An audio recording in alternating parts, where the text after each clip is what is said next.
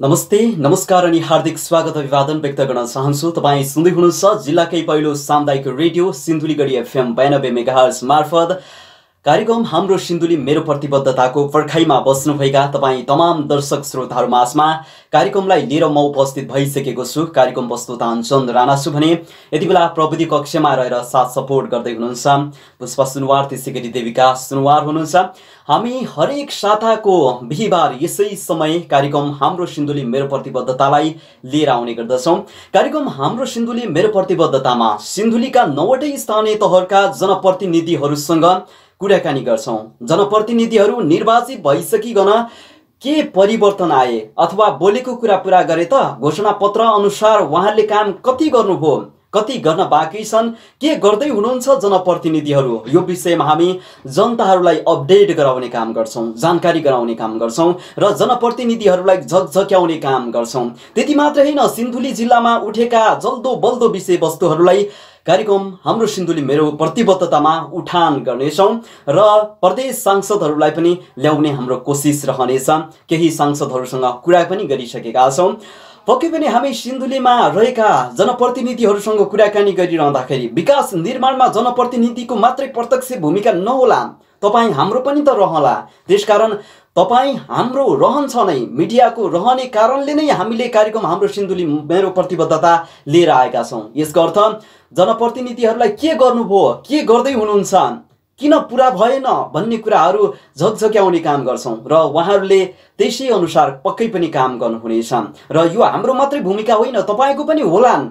वडा अध्यक्षको नम्बर राख्नुहोस्, गाउँपालिकाको नम्बर राख्नुहोस् र गाउँपालिकाका अध्यक्ष उपाध्यक्ष लगायत जनप्रतिनिधिहरूले, वडाका जनप्रतिनिधिहरूले चाहिँ तपाईँहरू माझमा के प्रतिबद्धता गर्नुभएको थियो, त्यो प्रतिबद्धता भएन त खोइ भन्ने काम अनि सम्झाउने काम, बुझाउने काम तपाईँहरूको पनि हो। यो कुरा मैले जानकारी गराएँ। आज हामी सिन्धुलीका जनप्रतिनिधिसँगै कुराकानी गर्छौँ, जो मरिन गाउँपालिका अध्यक्ष पानीराज बमजनसँग आज हामी प्रत्यक्ष कुराकानी गर्छौँ। पछिल्लो समयमा मरिन गाउँपालिकामा कोभिड-19 नियन्त्रणको लागि के भइरहेको छ र पछिल्लो जल्दो बल्दो विषयलाई उठान गर्छौँ। मरिन गाउँपालिकामा काठ तस्करको विषयमा पनि एउटा चर्चाको विषय रहेको छ, यो विषयलाई पनि कुराकानी गर्छौँ र जनताहरूको गुनासाहरू समस्याहरू पनि राख्ने हामी पक्कै पनि प्रयास गर्नेछौँ। अब भने म ढिला नगरिकन तपाईँलाई कार्यक्रममा स्वागत गर्न चाहन्छु। स्वागत छ। धन्यवाद अञ्जनजी। के आराम हुनुहुन्छ? आराम। अहिले पछिल्लो समयमा केमा व्यस्त हुनुहुन्छ? अहिले पछिल्लो समय हामीले नीति कार्यक्रम पास गरेको नीति कार्यक्रमलाई कार्यान्वयन प्रक्रियामा लैजानको निम्ति हामीले पालिका स्तरमा हाम्रो केही गृह कार्यहरू छलफलहरू चलिरहेको छ। सँगसँगै यो विश्व महामारी कोभिड-19 कोरोना भाइरससँग सम्बन्धित त्यहाँको आम नागरिकको सुरक्षाको प्रत्याभूति दिनको निम्ति, सुरक्षित गर्नको निम्ति त्यही प्रक्रियामा हामी व्यस्त छौँ। पक्कै पनि अहिले यो कोरोनाकै चर्चा चलिरहेको छ होइन? विशेष त कोरोनाकै कुरा गरिरहँदाखेरि सिन्धुलीमा कोरोनाको सङ्क्रमण अथवा भनौँ न व्यक्तिहरूमा सङ्क्रमित व्यक्तिहरू चाहिँ बढ्दो क्रममा छ होइन? मरिन गाउँपालिका पनि त्यसमा अछुत रहन सकेको छैन, जो 3 नम्बर वडामा या 2 नम्बर वडामा देखा परिसकेको थियो र उहाँ उपचार पनि भइसकेको छ। यसको अर्थ जोखिम चाहिँ छ र त्यसको नियन्त्रणको लागि चाहिँ मरिन गाउँपालिकाको पछिल्लो कदम के रहनेछ? मरिन गाउँपालिकाले विशेष गरी त्यहाँको आम नागरिकलाई यो कोभिड-19 र यसको बन्दाबन्दीले केही असर त भइरहेको छ। सुरुवाती चरणमा उहाँहरूले सरकारको तर्फबाट, राज्यको तर्फबाट हामीमाथि केही कष्ट बिहोर्ने कामहरू, दुःख दिने काम भयो भन्ने उहाँहरूको अनुभूति भइरहेको परिप्रेक्ष्यमा हामीले सबैतिर सामाजिक दूरी कायम गरेर हामीले सचेतना कार्यक्रमहरू सञ्चालन गऱ्यौँ। ती कार्यक्रम लैजानुको निम्ति हामीले विधिवत हिसाबले, एउटा प्रक्रियागत हिसाबले, पद्धतिगत हिसाबले हामीले लग्यौँ। पहिलो त कार्यपालिकाको बैठक बस्यौँ र तत्पश्चात मरिन गाउँपालिका विपद व्यवस्थापन समितिको बैठक बसेर सचेतना कार्यक्रमहरू हामीले सञ्चालन गऱ्यौँ। सरसफाइको कुराहरू, सामाजिक दूरीको कुराहरू र आवत जावतको बन्दाबन्दीको कुराहरूलाई हामीले विशेष जोड गरेर हामीले लग्यौँ र मरिनको नागरिकहरू अहिलेसम्म सुरक्षित नै रहेको स्थिति छ र हामीलाई त्यहाँको राजनीतिक नेतृत्व, त्यहाँको सामाजिक व्यक्तित्वहरूले हामीलाई साथ दिनुभएको छ। आम नागरिक, उद्योग वाणिज्य र हामीलाई रेड क्रस संस्थाले पनि हामीले विशेष साथ र सहयोग दिइरहेको स्थिति छ। यद्यपि मरिन कोभिड-19बाट अछुतो रहेन।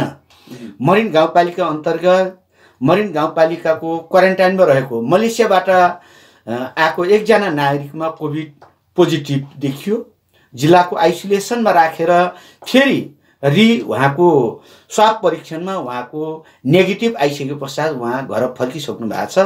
सँगै मरिन थाई ठेगाना रहेर सर्लाही जिल्लाको लालबन्दीमा व्यवसाय गर्दै आउने एकजना महिलाको उहाँको चाहिँ निधन भयो काठमाडौँको ओम हस्पिटलमा। ठ्याक्कै मरिनमै पोजिटिभ देखेको चाहिँ एकजना मात्रै नागरिकसँग, विदेशबाट आएको नागरिकसँग मात्रै भयो। अन्जानजी, हामी अहिले पछिल्लो चरणमा पनि बन्दाबन्दीलाई अझ व्यवस्थित ढङ्गले सञ्चालन गर्नको निम्ति अनावश्यक आवत जावतलाई बन्द गर्ने कामहरू हामीले त्यहाँ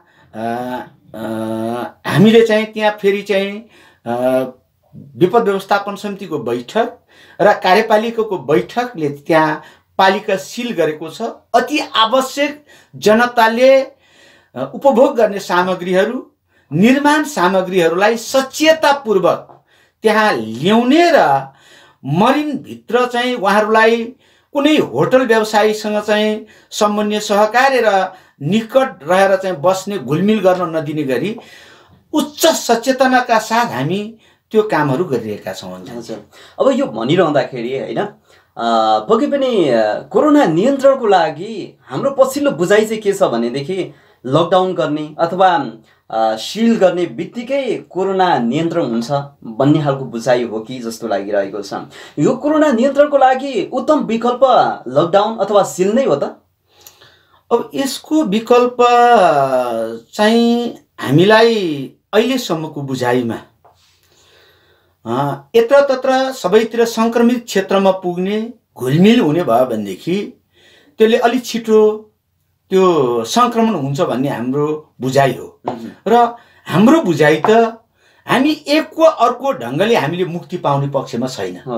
किनभनेदेखि अहिले त्यसको भ्याक्सिन तयार भइसकेको स्थिति छैन, प्रयोगमा आइसकेको स्थिति छैन र ढिलो र चाँडो मात्रै हो। हाम्रो कुरा हाम्रो नागरिकलाई सुरक्षित बनाउँदाखेरि कष्ट धेरै बिहोर्नु नपर्ने गरी र जनतालाई सुरक्षित पनि राख्ने गरी हामीले त्यो प्रक्रियामै लकडाउन गरेका छौँ। त्यहाँको विकास निर्माणको कामहरू हिजो सुरुवाती चरणमा पनि हामीले 8-10 दिन मात्रै हामीले बन्द गऱ्यौँ। यद्यपि हामीले सामाजिक दूरीलाई कायम गरेर त्यहाँको विकास निर्माणको कार्यहरू युद्ध स्तरमै बढिरहेको छ। त्यहाँ किसानको कामहरूलाई अवरोध गरेको छैन।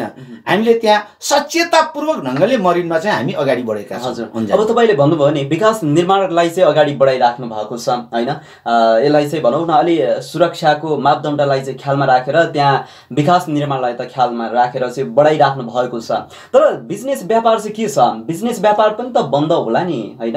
बिजनेसहरू त्यस्तो छैन अन्जानजी। अहिले हामीले अब अन्य जिल्लामा यही सिन्धुली सदरमुकामको सन्दर्भमा पसलहरू बन्दाहरू भएको छ र केही ठाउँमा निश्चित सर्टेन समयलाई चाहिँ 2 घण्टा 3 घण्टा ओपन गरेको पनि देखियो।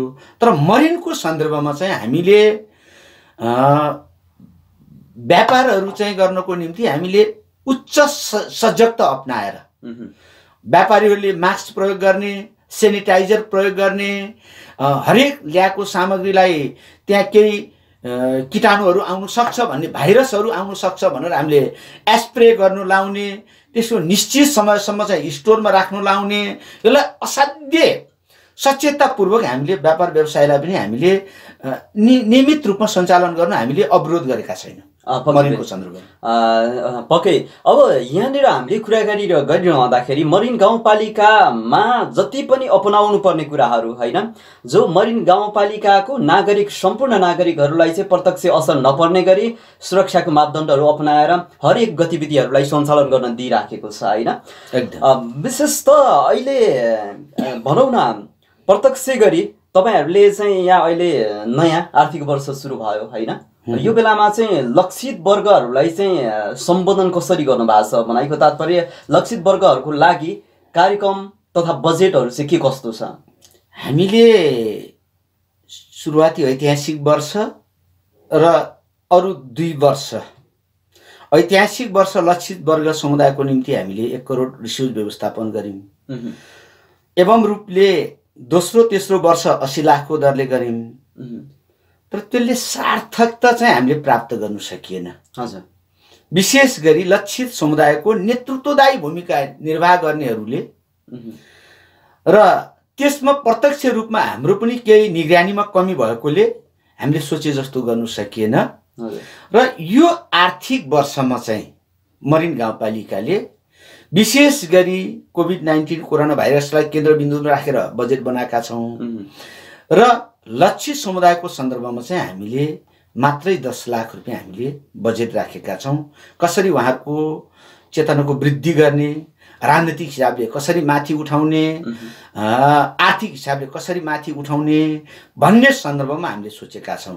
हामीले लक्षित वर्ग समुदायको मान्छेलाई माथि उठाउनलाई लघु उद्यम मार्फत चाहिँ हामी माथि उठाउनको निम्ति लघु उद्यमको निम्ति रिसोर्सको व्यवस्थापन गरेका छौं र हामीले त्यही तरिकाले हामी अगाडि बढेका छौं। हजुर, अब यो भनिरहँदाखेरि हैन, अब कोरोनाकै महामारी छ, यो बेलामा लक्षित वर्गको लागि अघिल्लो वर्षहरूको तुलनामा पछिल्लो वर्षहरूमा छुट्याउने बजेट तथा कार्यक्रमहरू चाहिँ अलिक कम हुँदै आएछ हैन। यो बेलामा त झनै लक्षित वर्गको लागि प्राथमिकता दिनुपर्ने होइन र?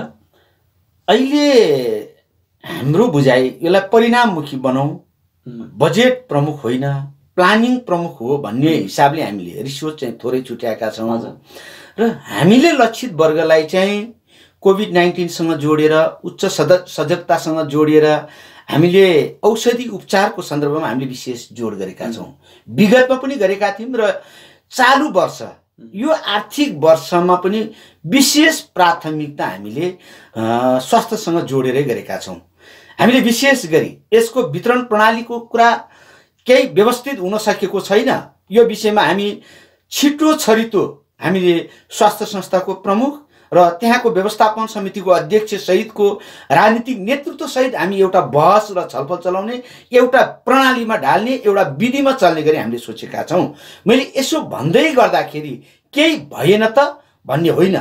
हामीले लक्षित वर्गको सन्दर्भमा उपचारको सन्दर्भमा गए वर्ष 19 लाख रुपैयाँको औषधि विशेष गरी मरिन गाउँ कार्यपालिकाको मरिनको सभाले हामीले विनियोजन गरेर हामीले औषधिहरू वितरण गर्यौं। त्यो वितरण औषधि विशेष गरी ज्येष्ठ नागरिक, अपाङ्गता, द्वन्द्व पीडित र एकल महिलाको सन्दर्भमा हामीले त्यो उपलब्ध गराउने भन्ने हामीले नीतिगत रूपमा हामीले निर्णय गरेर हामीले हरेक स्वास्थ्य संस्थामा पठाएका छौं र वितरण पनि भइरहेको छ। त्यसको रेकर्ड, त्यसको चाहिँ प्रणाली चाहिँ अझ चुस्त दुरुस्त भएन कि भन्ने हामीलाई लागेको छैन। यसो भन्दै जाँदा दुरुपयोग भन्ने भयो भन्ने कुरा होइन। यसको जे हामीले जुन सोच बनायो, जुन पारित गर्यौं त्यति मात्रै भएन, त्यहाँ आम नागरिकमा पनि त्यो औषधि पुगेको भन्ने हाम्रो बुझाइ छ। हामीले रेकर्ड त्यो ढंगको अपडेट गर्नलाई हामीले कोसिस गरेका छौं।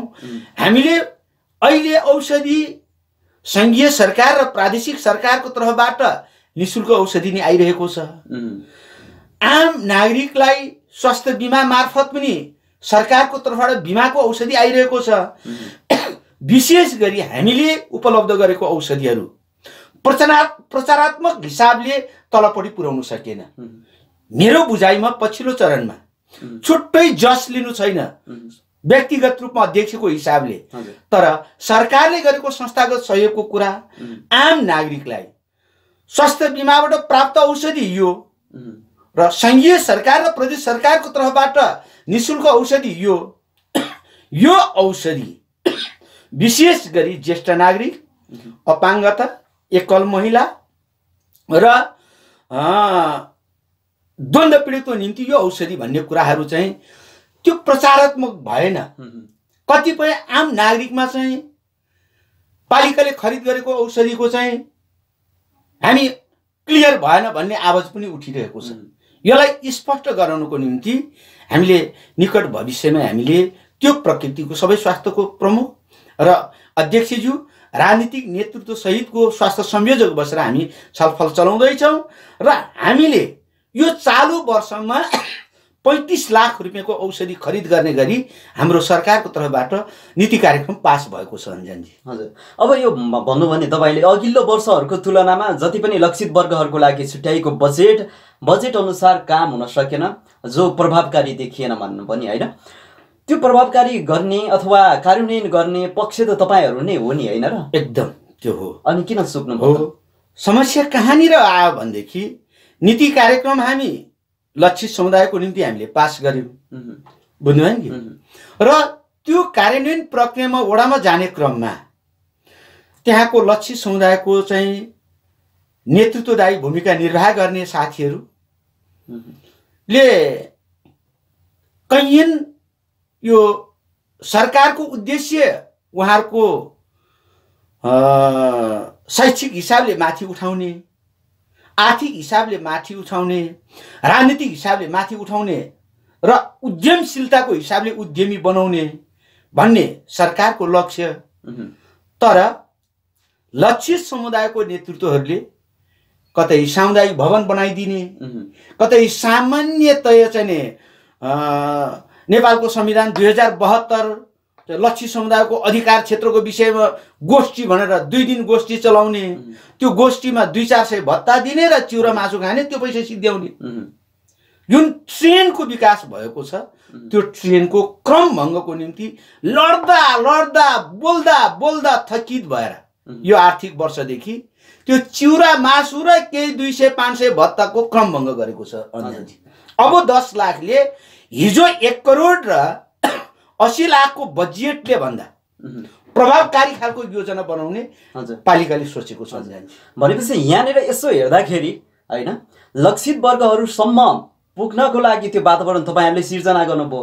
लक्षित वर्गको अगुवा व्यक्तिहरूले चाहिँ त्यहाँ चलखेल खेल्यो। रियलमा सत्य साँचो त्यहीँनिर हो। तर भनेपछि इन्टेन्सन गलत नहुन सक्छ, तर बुझाइको समस्याले गर्दाखेरि सरकारले निर्माण गर्ने भवनहरू त्यहाँ लगानी गरिरहनु पर्ने थिएन।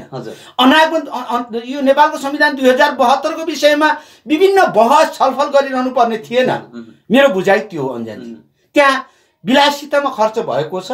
अब त्यो खर्च चाहिँ थोकमा परिणाममुखी बनाउने गरी हिजोको मैले फेरि दोहोऱ्याएँ, हिजोको करोड र 80 लाखको बजेटले भन्दा अझ प्रभावकारी बनाउने हामीले सोचेका छौँ। पक्कै पनि। भनेपछि हिजोको दिनहरूमा करोड छुट्याउँदा अथवा 80 लाख छुट्याउँदाखेरि जति प्रभाव थियो, आजको जति छोटो अथवा थोरै बजेट छ त्यो बजेटले हिजोको त्यो बजेटको भन्दाखेरि अहिले चाहिँ प्रभावकारी बनाउने तपाईँ एकदम त्यो लक्ष्य छ। तपाईको यो सञ्चार माध्यम मार्फत पनि यो सन्देश सबैतिर पुग्नेछ। पक्कै पनि।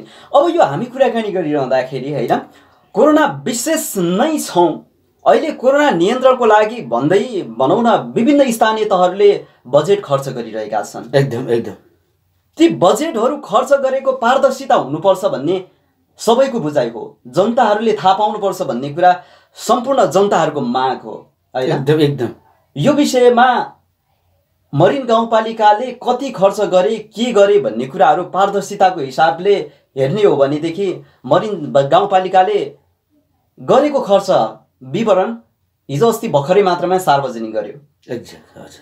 यो चाहिँ सार्वजनिक गरिरहँदाखेरि सामाजिक सञ्जालमा हुनुहुनेहरूले त थाहा पाउनुभयो होला, तर त्यहाँ नहुनेहरूको लागि अथवा सामाजिक सञ्जालबाट चाहिँ अलिक टाढा हुनुहुने नागरिकहरूले चाहिँ कसरी थाहा पाउने अथवा के कसरी चाहिँ जानकारी गराउने काम कसरी के गर्नुभयो मरिन गाउँपालिकाले? मरिन गाउँपालिकाले विशेष गरी त यो खर्च प्रणालीसँग सम्बन्धित हामी के गर्छौँ भन्ने पहिले त कार्यपालिकाको बैठकको निर्णय हुन्छ, अर्को विपद व्यवस्थापन समितिको बैठक हुन्छ र त्यही प्रयोजनको सामग्री खरिदको कुराहरू हुन्छ, व्यवस्थापनको कुराहरू हुन्छ र त्यसको सार्वजनिक पनि भइसकेको छ।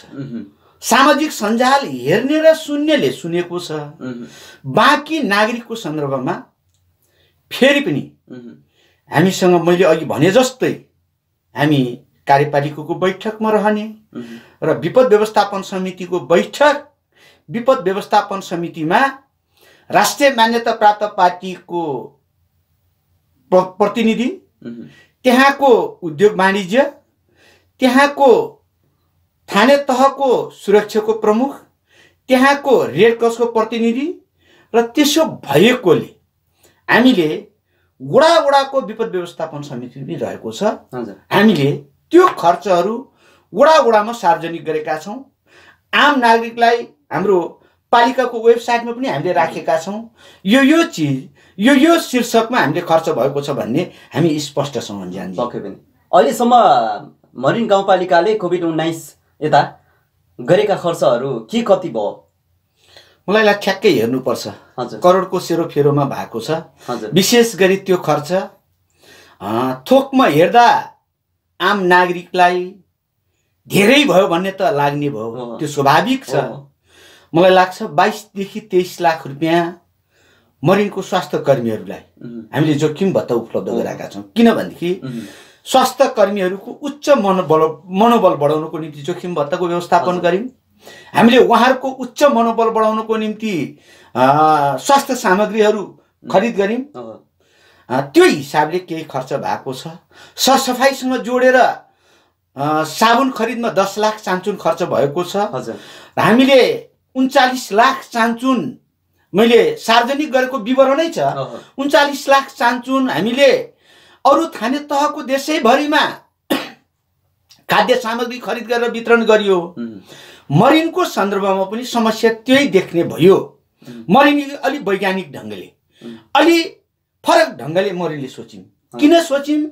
जब खाद्य सामग्री वितरणको कुरा आइसके पश्चात हामीसँग सङ्घीय सरकारको तर्फबाट आएको मापदण्डभन्दा विपरीत राहत सामग्री वितरण भयो। हामीलाई आएको मार्ग निर्देशनले कोभिड-19 को कारणले गर्दाखेरि चुला नबलेको हकमा दिने भन्ने मार्ग निर्देशन छ। आम जनताको बुझाइ भयो के गरिबीको कारणले पनि चाहिँ यो राहत लिने हो भन्ने उहाँहरूको बुझाइ भयो। हामीसँगले डेटा सङ्कलन गऱ्यौँ। वडासम्म राजनीतिक पार्टीको नेतृत्व सहितको बसेर चाहिँ हामीले आवेदन लिने, उहाँहरूको भेरिफाई गर्ने काम पनि गर्यो। र यद्यपि सकिएन। नसकिसके पश्चात मरिन गाउँपालिकाले श्रमसँग रोजगार पनि विशेष गरी कृषिमा उत्पादन बढाउनको निम्ति कुलो सरसफाई,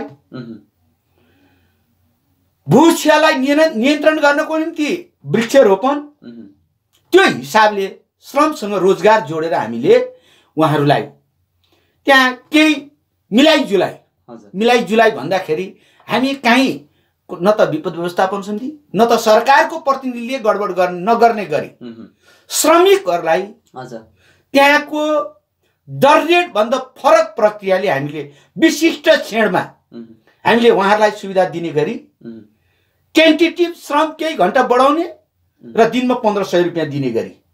यो फेरि सञ्चार माध्यममा मैले बोल्दै जाँदाखेरि प्राविधिक हिसाबले कानुनी हिसाबले समस्या आउला, तर उहाँहरूको केही घन्टा श्रमको समय बढाउने र टेन्टेटिभ 1500 दिनको दिने गरी रियलै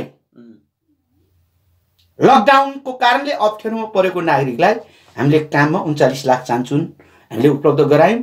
त्यसो गरेर करिब करोडको पेरिफेरी 84 को पेरिफेरी हुनुपर्छ। म डिटेलमा त मसँग अहिले डेटा मैले बोकेका छुइनँ। हामी असाध्य पारदर्शिता, कतिले के भन्यो कसो भन्यो भन्ने कुरा छैन। मलाई दृढ आत्मविश्वास छ। मेरो टिममा विपद व्यवस्थापन समितिमा बसेको राजनीतिक नेतृत्व, मेरो समकालीन सदस्यहरूलाई म शिर झुक्नु दिने पक्षमा छैन। अन्जानजी, असाध्य हामी पारदर्शिता छौँ। हामी असाध्य हरेक विषयमा हामी क्लियर छौँ। हजुर, अब भनेपछि अरू स्थानीय तहहरूले सित्थैमा अरूलाई भनौँ न त्यहाँ जति पनि लकडाउनको बेलामा समस्या परेको परिवारलाई सित्थैमा वितरण गरे राहत, होइन? तर मरिन गाउँपालिकाले सरमसँग चाहिँ जोडेर चाहिँ राहत वितरण गर्नुभयो। यो पृथकता, होइन? अब हामी यहाँ विषयवस्तुमा कुराकानी गर्दै जाँदाखेरि अब हामी इन्ट्री गरिहाल्यौँ, होइन? यता कृषितिरको कुराकानी, कृषिको कुरा, वृक्षारोपणको कुराकानी गरिरहँदाखेरि अब कृषिमा तपाईँहरूले श्रम गराउनु भयो। अहिले त फेरि कृषकहरू त धेरै मारमा छन् नि। के विषयमा भन्दाखेरि मल पाएन, भन्ने कुरा अहिले के छ तपाईहरुले मरिन गाउँपालिकावासी जो कृषकहरूलाई चाहिँ मल वितरण गर्ने कुरा अथवा मल पर्याप्त रूपमा पुर्याउने कुराहरुमा चाहिँ के ध्यान पुर्याएको छ? यसो अन्जनजी, यो हामी त मलाई लाग्छ सबै स्थानीय तहको प्रमुखज्यूहरू सबैले विशेष जोड पक्कै गर्नुपर्छ, गर्नु भएको छ। तर हाम्रो देशमा मलको उद्योग छैन, छिमेकी देशबाट आयात गर्नुपर्छ। यो विषयमा संघीय सरकारको तर्फबाट यही कृषिजन्य मलसँग सम्बन्धित चाहिँ संघीय सरकारले बेलैमा ल्याएर आपूर्ति गरेर स्टक राख्नु पर्थ्यो। त्यहाँ संघीय सरकारको कमी भएको छ। स्थानीय तहको तर्फबाट हामीले संघीय मान्यज्यू, संघीय मन्त्रीसँग, प्रादेशिक मन्त्रीज्यूसँग, प्रदेश र सङ्घको मान्यज्यूहरूसँग हामी निरन्तर रूपमा संवाद छ, घचघच्याएका छौँ र स्थानीय प्रशासन प्रमुख जिल्ला अधिकारीज्यूसँग हाम्रो संवाद भइरहेको छ। तर हामीले किसानले जुन अवस्थामा मल प्राप्त गर्नु पर्थ्यो, जुन उत्पादनमा वृद्धि गराउनु पर्थ्यो, त्यसमा कमी भएको छ। हामी असाध्य दुखी छौँ। मरिन मात्रै दुखी छैन, सिन्धुली मात्रै दुखी छैन। मलाई लाग्छ 77 वटा जिल्ला, 753 वटा स्थानीय तह यसले असाध्य पीडाले छटपटाइरहेको स्थिति छ भन्ने मलाई लाग्छ। अब मैले यहाँ कुरा गर्न चाहे हैन, जबकि किसानहरूले पर्याप्त मात्रामा मल पाएको छैन, यो सबैले बुझेको छन् हैन। समस्या छ, आयातमै कमजोर छ हैन, नेपालमै उत्पादन छैन, छिमेकी जिल्ला देशबाट चाहिँ ल्याउनु पर्ने छ। यो हामी सबैले बुझेका छौँ। र यहाँ समस्या के आयो भनेदेखि स्थानीय तह छ, स्थानीय निकाय छ, यहाँनिर हेरिरहँदाखेरि 800 अथवा 900 बोरा पर्ने, जो प्रति बोरा 800 900 पर्ने मललाई अहिले किसानहरूले 2200 2400 2600 3000 हालेर चाहिँ किन्नु परेको अवस्था छ। यसमा चाहिँ स्थानीय तहको भूमिका हुँदैन। हुन त तपाईलाई सोधिराख्नु नपर्ने हो, यो उपप्रमुखलाई सोध्नुपर्ने विषय होला। तपाईँ पनि एउटा सम्बन्धित व्यक्ति भएको कारणले हैन तपाईलाई मैले भनिहालेँ। यसमा चाहिँ अनुगमनको निकाय अथवा यो खोज अनुसन्धान गर्ने विषय चाहिँ तपाईहरुको भूमिका हुँदैन र? यो विषयमा विशेष गरी मरिनको हाम्रो उपाध्यक्षज्यू लगायतको त्यहाँको सेक्युरिटी, त्यहाँको उद्योग वाणिज्यले हाम्रै सहयोगमा विशेष पहल कदमी लिइरहनु भएको छ। कतै ग्यासको कालो बजारीमा पैसा फिर्ता गराउने कामहरू हामीले सुरुवाती चरणमा किन कारबाही नै गर्ने, सजायको भागीदार किन बनाउने भन्ने हिसाबले ग्यासको पैसा फिर्ता गराउने काम, कतै युरिया मलको पैसा फिर्ता गराउने कामहरू हामीले गऱ्यौँ। र त्यो मरिनको सन्दर्भमा 2200 सम्म चाहिँ होइन, मैले हाम्रो टिमले 1400 सम्म बिक्री गरेको, सर्लाहीबाट चाहिँ अलिक बढी मूल्यमै लिएको, किसानकै प्रेसरमा ल्याएको भन्ने हिसाबले त्यो पैसा पनि फिर्ता गराउने काम भयो। र मरिनको सन्दर्भमा अहिले 1000 देखि 1100 मा त्यहाँको कृषि सहकारीले उपलब्ध गराइरहेको स्थिति छ अन्जनजी। मैले भर्खरै सुनेको, अस्ति एक दिन अगाडि नै युरिया मल लिनुको निम्ति यातायातको साधन लिएर आउनुभयो त्यहाँको सहकारीको चाहिँ अध्यक्ष प्रतिनिधि।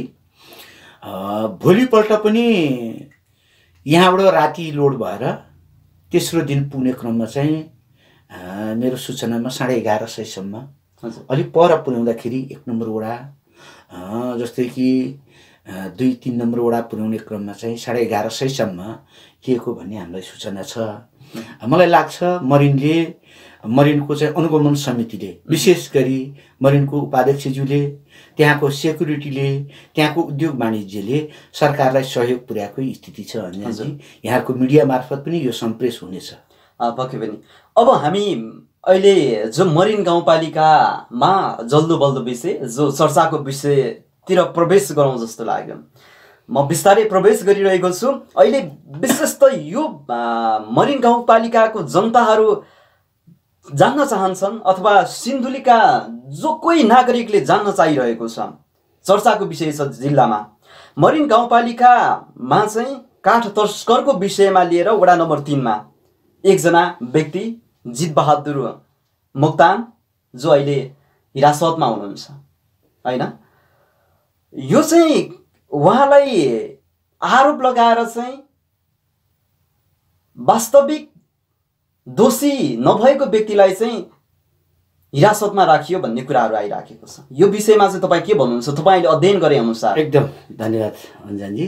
यो विशेष गरी यो अलि लामो समयको यो केही रोग नै रहेछ। यो आजभन्दा 3 वर्ष अगाडि, करिब 4 वर्ष फेरि अगाडिको केही ढलपडा काठहरू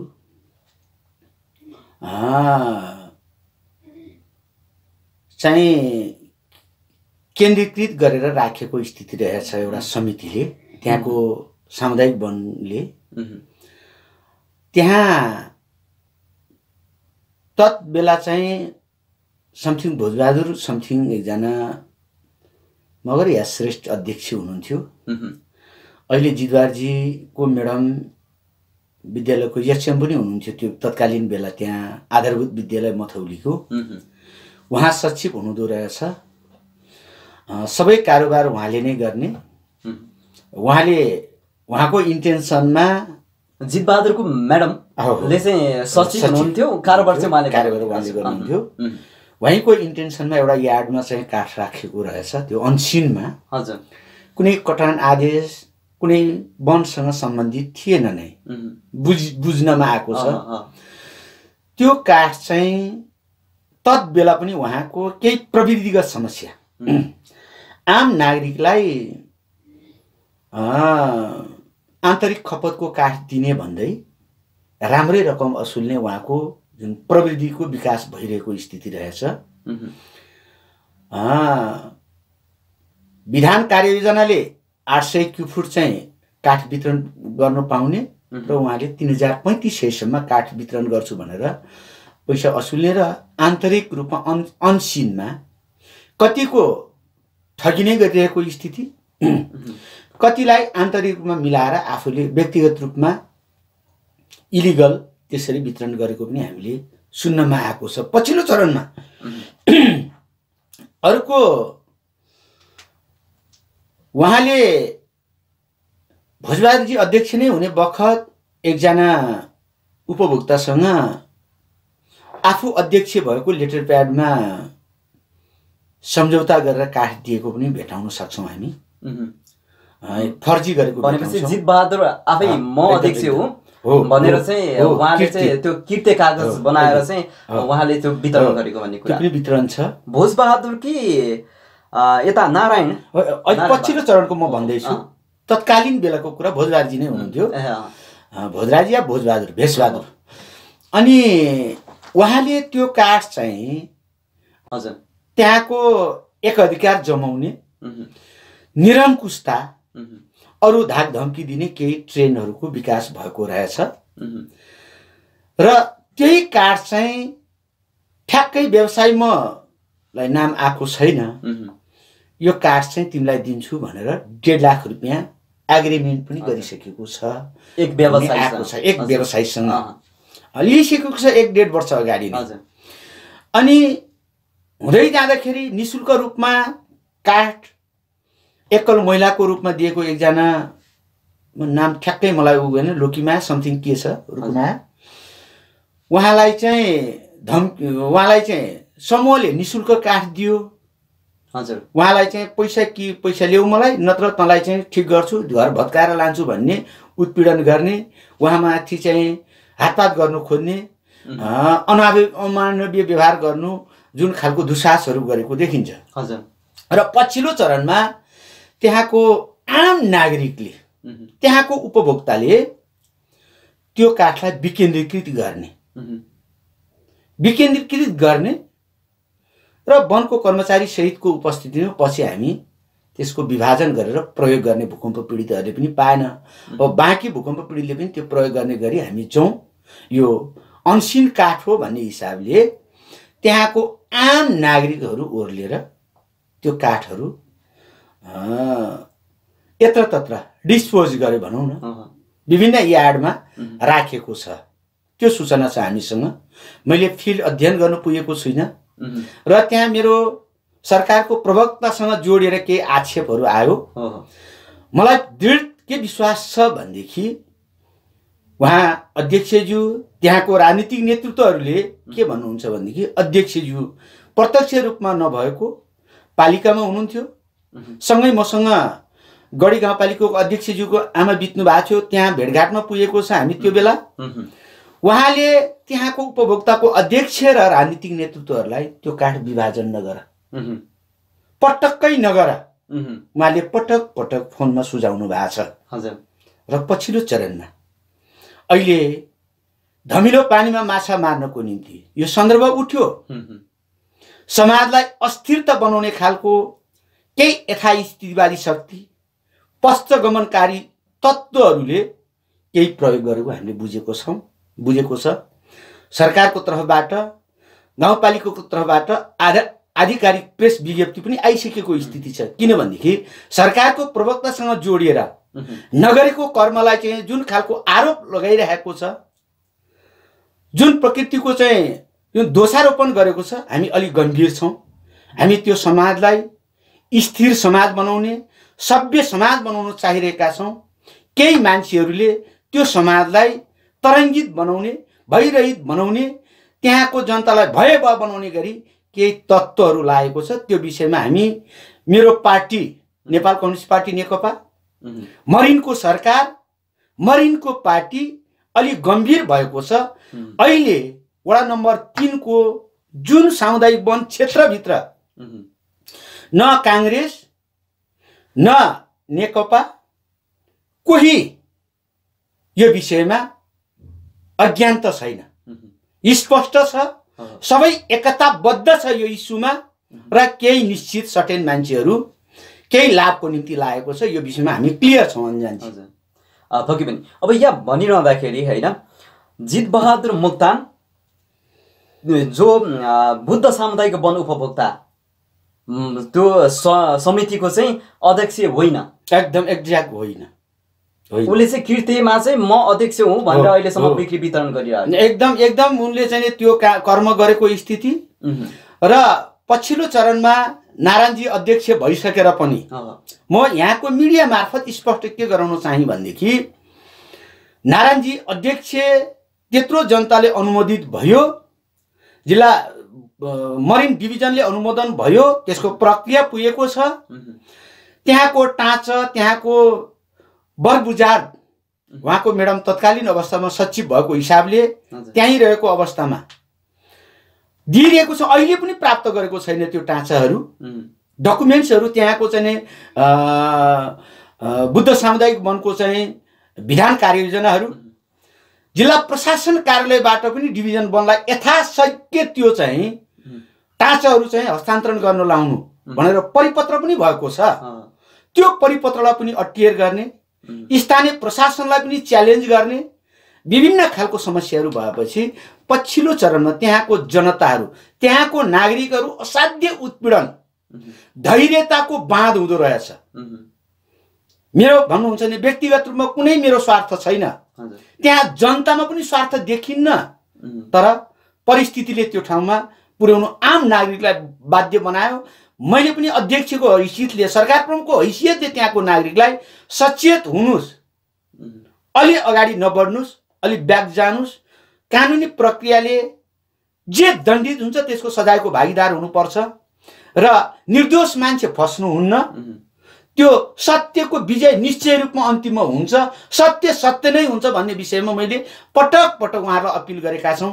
यो बिचमा 250-300 जना डिभिजन वनमा डेलिगेसन आउँदै हुनुहुन्थ्यो।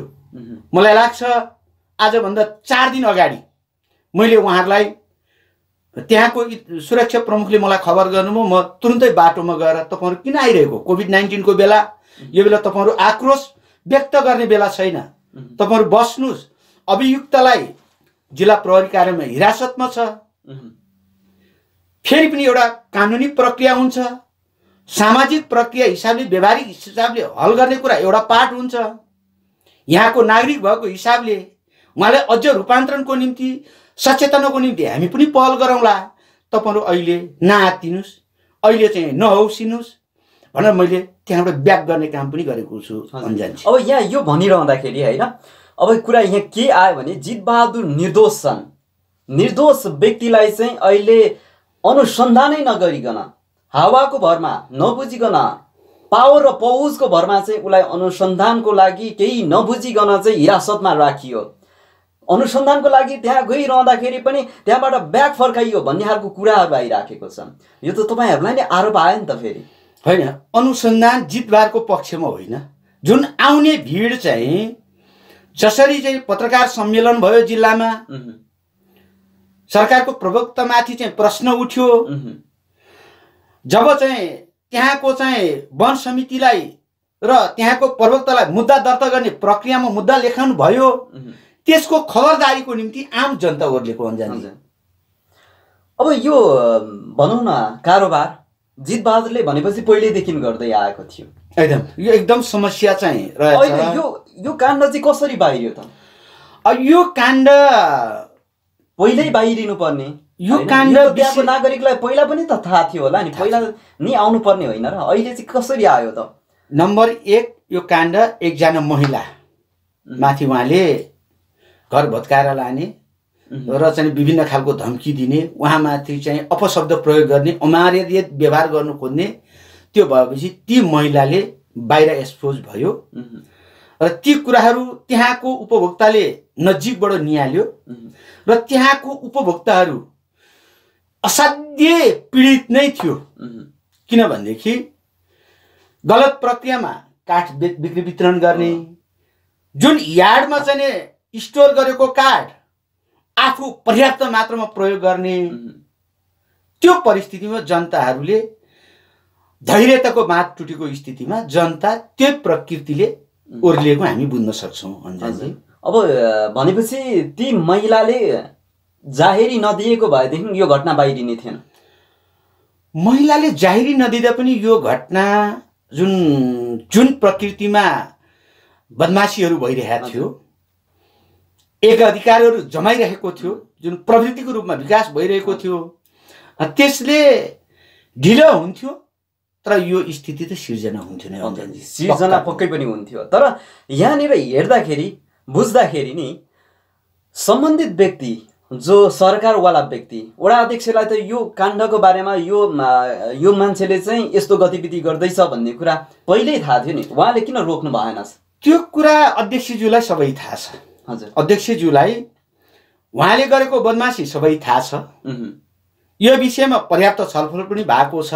पक्कै पनि उहाँहरूको बिचमा समुदाय र त्यहाँको सम्बन्धित वडाको अध्यक्ष भए पश्चात जुन तहमा काठ वितरण प्रक्रिया भयो, यो विषयमा चाहिँ अध्यक्षज्यू एकदम स्पष्ट हुनुहुन्छ। उहाँले पटक पटक त्यहाँको जनतालाई, त्यहाँको उपभोक्ता समिति, वन उपभोक्ताको अध्यक्ष, त्यहाँको राजनीतिक लिडर, स्थानीय तहकोलाई यो चाहिँ अहिले डिस्पोज गर्ने काम नगर, काठ त्यहीँ होस्, यो पटक्कै नगर्नु, पटक पटक उहाँले आग्रह र अनुरोध गरेको कुराहरू मसँग थुप्रै प्रमाणहरू छ। किनभनेदेखि प्रमाण लिखित मात्रै हुँदैन अन्जानजी, विश्वासको कुरा हुन्छ। र जो व्यक्तिहरूसँग मैले अध्यक्षज्यूले म यसमा चाहिँ संलग्नता छुइनँ भनेर मसँग सँगै उहाँ रहेको हिसाबले र उहाँले मैले यसरी भनेको छु भन्ने क्रममा अध्यक्षज्यू त्यहाँको राजनीतिक लिडरसँग, नेतृत्वसँग बुझ्दाखेरि अध्यक्षज्यूले त रोक्नै भएको हो। तर कोही मान्दैनन्, साथीहरू भेडो छन्। अब आखिर हामी प्रयोग गर्ने होइन, नष्ट गर्ने होइन, अन्ततगत त प्रयोग गर्ने, त्यहाँबाट विकेन्द्रीकृत गरेर मात्रै राख्ने हो।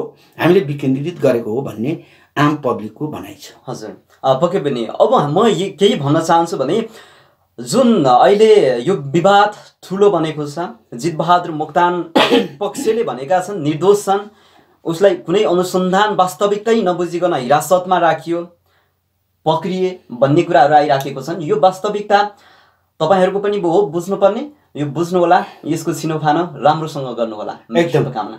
अनुसन्धान बाहिर राखेर अनुसन्धान हुन्न अन्जानजी। हजुर, हिरासतमै राखेर अनुसन्धान गर्ने हो। अनुसन्धान तथ्यपरक अनुसन्धान हुनुपर्छ। हजुर, मलाई पूर्ण विश्वास छ। हजुर, यो विषयमा म एकदम क्लियर छु। यो अनुसन्धान भनेको यही हो, प्रक्रिया यही हो। हामी के भन्न चाहन्छौँ भने निर्दोष व्यक्ति जेलमा नपरुन्। एकदम एकदम एकदम दोषीलाई कडाभन्दा कडा कारबाही हुनैपर्छ। एकदम हाम्रो कार्यक्रमको माग पनि रहन्छ। कार्यक्रमबाट सम्पूर्ण श्रोताहरूलाई यो पनि जानकारी गराउँ। अब म पक्कै पनि कार्यक्रमको लगभग अन्त्यतिर पनि आइसकेका छौँ। जिल्लामा कोभिड-19 नियन्त्रणको लागि विभिन्न उपायहरू अपनाए, लकडाउन अथवा भनौँ न यहाँनिर चाहिँ हामीले जुन किसिमका प्रक्रियाहरू अपनाए त्यतिले मात्रै कोरोना संक्रमणको वृद्धिलाई रोक्न सकिएन। कोरोना संक्रमित व्यक्तिहरू बढ्दै गए र त्यसलाई उपचार गर्नका लागि बिरामी व्यक्तिहरूलाई चाहिँ अथवा कोरोना संक्रमित व्यक्तिहरूलाई उपचारको लागि भन्दै अहिले जिल्लामा आइसोलेसन भवन बन्दैछ। त्यो भवन निर्माणको लागि मरिन गाउँपालिकाको सहयोग के रह्यो? विशेष गरी अब यो जरुरी थियो। यो प्रदेश सरकारको तर्फबाट सबै जिल्लालाई 97 लाखको दरले प्राप्त गरेको छ। अहिले सामाजिक संस्था व्यक्तिगत रूपमा पनि धेरैले सहयोग पुर्याएको छ। मरिन गाउँपालिकाले निश्चय रूपमा यो आइसोलेसन बेडको निम्ति प्रदेशको मान्यज्यूहरू लाग्नु भएको छ। यहाँको रेड क्रस, यहाँको निर्माण व्यवसाय सङ्घ, उद्योग वाणिज्य, थाने प्रशासन सबै लागेको स्थिति छ। राजनीतिक नेतृत्व लाग्नु भएको छ। मरिनको तर्फबाट आइसोलेसन भवन निर्माणको निम्ति लाग्ने खर्च, यसको ओपनिङ आवरसम्म पुग्दाखेरि यसको हिसाब किताब हुन्छ। असाध्य पारदर्शी हुन्छ, मलाई त्यो पनि विश्वास छ। र मरिनले अहिले वर्तमान अवस्थामा तत्कालीन अवस्थामा हामीले 5.5 लाख रुपियाँ अस्ति खातामा जम्मा गरिसकेको स्थिति छ। मैले पटक पटक भन्ने नै गरेको छु, मरिनलाई भार कति पर्छ हामीले असाध्य राम्रो कार्यको थालनी गरेका छौँ। त्यो परेको भार चाहिँ मरिनको गाउँ कार्यपालिकाको बैठकले त्यो भार बिहोर्ने म यहाँको मिडिया मार्फत पनि प्रतिबद्धता जाहेर गर्न चाहन्छु अन्जनजी। हजुर, अन्तिममा रेडियो सुनेर हेरेर बस्नुभएका तपाईँ तमाम दर्शक श्रोता लगायत पालिकावासीलाई के भन्न चाहनुहुन्छ? म पालिकावासीलाई अहिले धेरै त भन्नु चाहन्न, थोरै जति पनि हामीले गरेको निर्णयहरू, सरकारले गरेको निर्णयहरू व्यक्तिगत रूपमा अध्यक्षको हुन्न, यो आम नागरिकसँग, आम विद्वानसँग, राजनीतिक नेतृत्वसँग केही परामर्श गरेर सरकारले नीतिगत निर्णय गर्नेछ असाध्य सुझबुझ ढङ्गले। र कोभिड-19सँग जोडेर त झन् हामीले औपचारिक रूपमै विपदको बैठक बस्छौँ। हाम्रो सबैको रचनात्मक खालको, सृजनात्मक खालको सोचहरू हुन्छ पार्टी नेतृत्वको, हामी सरकारको नेतृत्वहरूको, सबैको त्यो सोचहरू हुन्छ। सबैको सोचहरू साझा सोचको रूपमा त्यहाँ औपचारिक रूपमा निर्णय भइसके पश्चात त्यो संस्थागत रूप हुन्छ। त्यो कुनै व्यक्ति विशेष मैले राम्रो हुँदा अध्यक्षले जस लिने, बिग्रिँदाखेरि अरूलाई थोपर्ने कुरा नि हुन्न। मेरो कुरा के छ भनेदेखि मरिनवासी जनतालाई जति पनि कोभिड-19 कोरोना भाइरसको कारणले हुने बन्दाबन्दी, विभिन्न कठिनाई, विभिन्न समस्याको बीचमा तपाईँहरू हुनुहुन्छ। यो निर्णय व्यक्तिगत रूपमा अध्यक्षको सोचले मात्रै होइन, विश्व स्वास्थ्य सङ्गठनको कुरा छ, सङ्घीय सरकारको कुरा छ, प्रादेशिक सरकारको कुरा छ, आम राजनीतिक नेतृत्वको कुरा छ। हाम्रो साझा कुरा, साझा मुद्दाको रूपमा हामीले निर्णय गरेपछि त्यो साझा धारणा हुन्छ। त्यो कार्यान्वयनको निम्ति अध्यक्षको हिसाबले अलिक बढी म निर्मम ढङ्गले लागिरहेको छु। यो त्यो परिप्रेक्ष्यमा सहज ढङ्गले यहाँले लिनुहुनेछ भन्ने मलाई सिन्धुलीगढी यहाँको मिडिया मार्फत जनतामा आग्रह गर्ने, अपिल गर्ने अवसर दिनुभयो। म अन्जानजी यहाँ सिन्धुलीगढी परिवारप्रति म आभार व्यक्त गर्न चाहन्छु, म धन्यवाद पनि दिन चाहन्छु अन्जानजी। हुन्छ, समय संवादको लागि तपाईँलाई धेरै धेरै धन्यवाद। हस्, धन्यवाद। हस् त दर्शक श्रोता, यति बेला हेर्दै र सुन्दै हुनुहुन्थ्यो कार्यक्रम हाम्रो सिन्धुली मेरो प्रतिबद्धता। हाम्रो सिन्धुली मेरो प्रतिबद्धतामा आज हामीले मरिन गाउँपालिका अध्यक्ष पानीराज बमजनसँग पछिल्लो समयमा मरिन गाउँपालिकाले गरेको गतिविधिको विषयमा छलफल चर्चा अनि परिचर्चा गर्यौं। आजको बसाइ तपाईलाई हेरिरहँदा सुनिरहँदा के कस्तो लाग्यो, सल्लाह सुझाव र प्रतिक्रिया भए सल्लाह सुझाव र प्रतिक्रिया व्यक्त गर्न सक्नुहुनेछ, जसको लागि हाम्रो टेलिफोन नम्बर 047 520 617 618 मा सिधै सम्पर्क गर्न सक्नुहुनेछ। सामाजिक सञ्जाल फेसबुक मार्फत यति बेला लाइभ हेर्दै हुनुहुन्छ, कमेन्ट बक्समा कमेन्ट छाड्न होला अनि मेसेन्जरमा मेसेज पनि गर्न सक्नुहुनेछ। यतिन्जेलसम्म कार्यक्रम हेरेर सुनेर साथ दिनुभयो तपाईँ तमाम दर्शक श्रोताहरूलाई एकमुष्ट रूपमा धन्यवाद दिँदै आजको बसाइबाट म कार्यक्रम वस्तुता अन्जुन राणा बिदा हुन्छु। नमस्कार।